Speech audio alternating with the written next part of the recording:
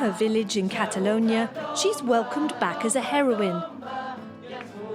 Dolors Bassa was released from jail after serving 3 years for her part in the independence bid of 2017. It's so good to be home with all of you.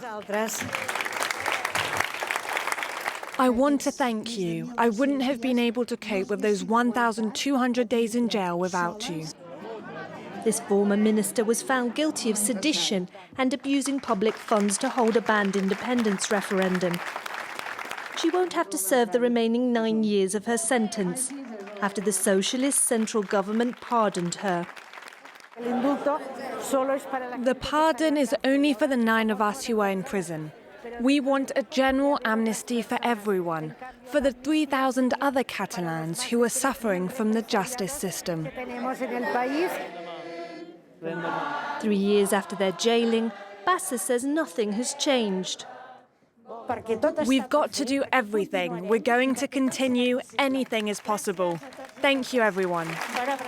Her goal is the same, to make Catalonia a new country. I think these pardons open the door to a political solution, so that a political route can begin. Her childhood friends think the freeing of their leaders will relaunch the independence movement. People were frightened when Catalonia's political leaders, as well as members of civil associations, were removed from power. But we are still mobilized. They're free. This is a great victory. But the struggle goes on. In Barcelona, we meet Pedro at a conference. This socialist deputy in the regional parliament agrees with the central government's pardons. It was needed to open up a new phase in Catalonia. It wasn't possible to continue like that. Problems that don't get solved fester and become harder and harder to solve.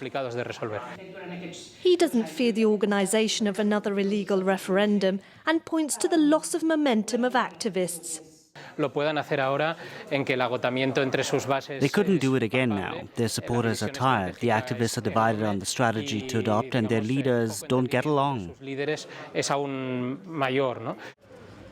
Xavier Subirats belongs to the school of Catalan economists. He says their figures show the wealthy region deserves more money.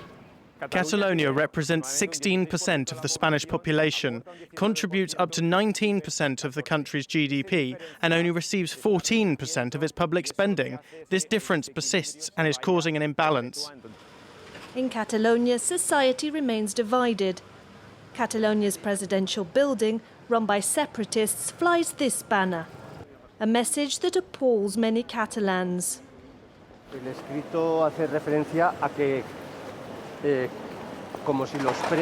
The banner says the prisoners were jailed for expressing an opinion. But what they did was break the constitution and the law. The Catalan separatist propaganda is always about discrediting Spain's democracy and presenting it as a dictatorship. Most Spaniards are against the government pardons. Many consider them a betrayal. We feel really humiliated, ignored and outraged. We can't let this go. We've put up with too much. They think that the scars have healed in just 3 years. No, they're still raw. What happened here was really serious, really serious. They wanted to make us foreigners in our own country. The pardon isn't being given for free. The prisoners didn't ask to be pardoned. They haven't said that they regretted their actions. They've said several times they would do it again. The government proposed this measure because their parliamentary majority is too weak. They depend on the separatist deputies. A view shared by the main opposition parties. The People's Party, the Liberal Citizens and the far-right Vox Party have all appealed the pardons. The justice system is being threatened.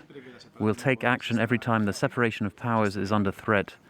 These politicians have privileges that no other citizen would have had.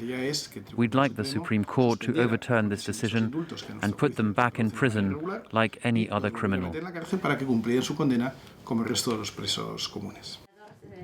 Spain's opposition is hoping the decision costs the country's left wing the government at the next general election in 2023.